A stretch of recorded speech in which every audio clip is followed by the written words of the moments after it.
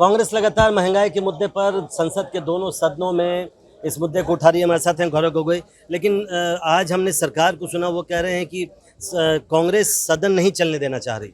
सरकार झूठ बोल रही है।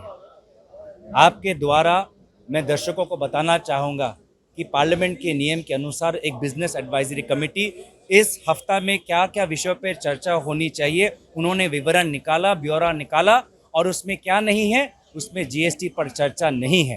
हर दिन हमारे अडजर्नमेंट मोशन के द्वारा हमने स्पीकर अध्यक्ष महोदय को हमने आवेदन दिया है कि सारे कामों को स्थगित कर जनता के सामने जो सबसे अहम मुद्दा हो उस पर चर्चा हो।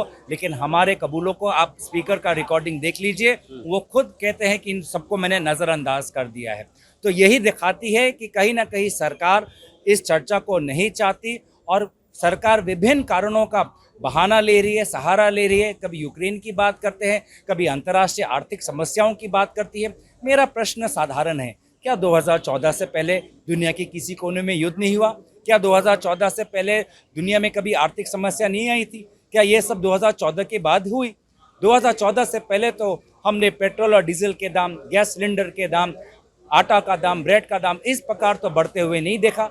तो कहीं ना कहीं ये सरकार असमर्थ है, प्रधानमंत्री मोदी जी असमर्थ है। और ये प्रश्न भी उजागर होता है कि क्या देश को दर्द देने में, क्या देश को पीड़ा देने में इस सरकार को मज़ा आता है? प्रधानमंत्री मोदी जी को मज़ा आता है?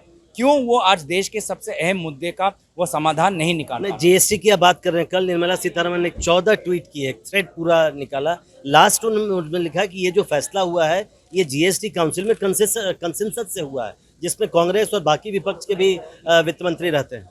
सहारा, बार बार सहारा, कभी यूक्रेन का सहारा, कभी अंतर्राष्ट्रीय आर्थिक समस्याओं का सहारा, कभी दूसरे राज्य का सहारा, कभी कांग्रेस शासित राज्यों पर सहारा।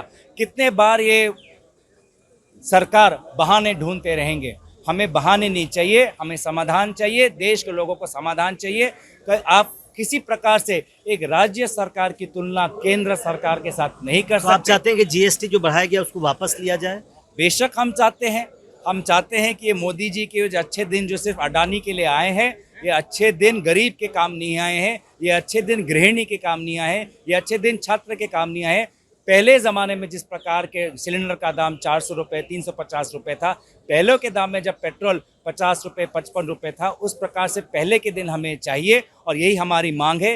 ये सरकार आज देश के समस्याओं के प्रति अंधी और बहरी हो चुकी है और इसलिए विपक्ष का दायित्व बनता है कि हम इनके आँख और कान खोलें और अंत में जाके देश का मुद्दा सदन के अंदर पर चर्चा होगी।